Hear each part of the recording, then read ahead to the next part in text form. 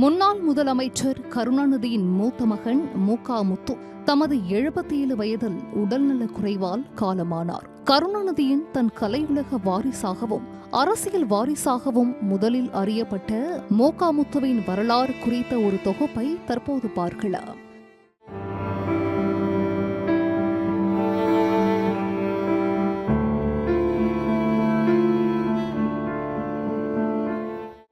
தமிழ்நாட்டை 5 முறை ஆட்சி செய்த கருணாநிதி மற்றும் 1940களில் இசை சக்கரவர்த்தியாக விளங்கிய சிதம்பரம் ஜெயராமன் என்று அறியப்பட்ட CS ஜெயராமனின் சகோதரியான பத்மாவதிக்கும் பிறந்தவர்தான் முத்து.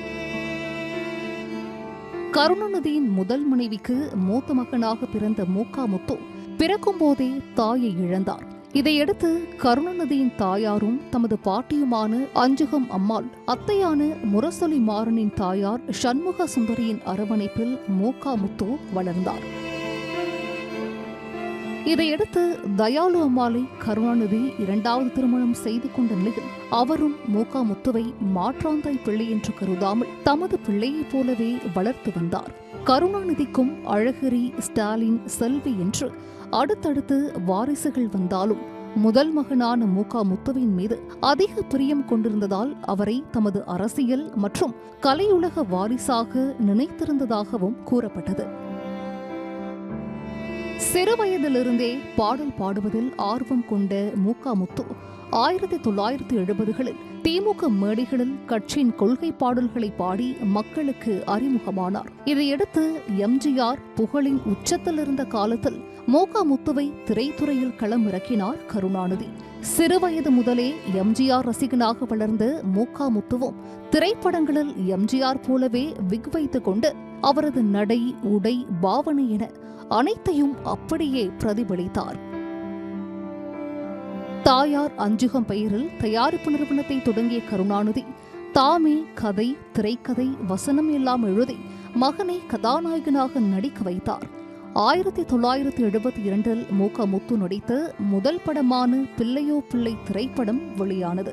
அந்த படத்தில் அப்படியே எம்ஜிஆர் போலவே இரட்டை வேடம், நடை, உடை, பாவனை என முத்து தோன்றினார்.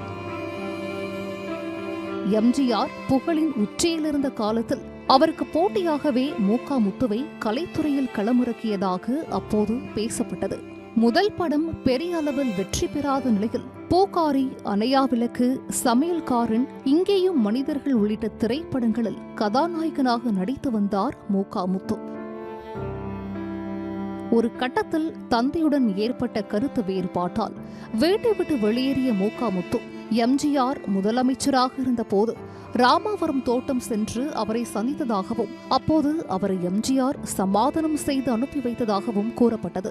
இதேபோல் எம்ஜிஆர் மறைவிற்கு பிறகு தாம் கஷ்டத்தில் இருப்பதாக கூறி மறைந்த முன்னாள் முதலமைச்சர் ஜெயலலிதாவிடம் முத்து பண உதவி பெற்றதாகவும் இதனை கேள்விப்பட்டு கருணாநிதி மிகவும் வருந்தியதாகவும் பேசப்பட்டது. அவ்வப்போது சர்ச்சைகளில் அடிபட்ட முத்து தமது தாய்மாமன் சிதம்பரம் ஜெயராமனின் மகளான சிவகாம சுந்தரியை திருமணம் செய்து கொண்டார். இவர்களுக்கு ஒரு மகன் மற்றும் ஒரு மகள் உள்ளனர். இவரது மகனான அறிவுமதி பிரபலமான மருத்துவர் ஆவார். கலைத்துறை மற்றும் அரசியலிலிருந்து நீண்ட காலமாக ஒதுங்கியிருந்த முத்து கடந்த 2006ஆம் ஆண்டு தேவா இசையில் மாட்டுத்தாவணி என்ற படத்திற்காக அண்ணன்மாரே தம்பிமாரே என்ற பாடலை பாடியிருந்தார்.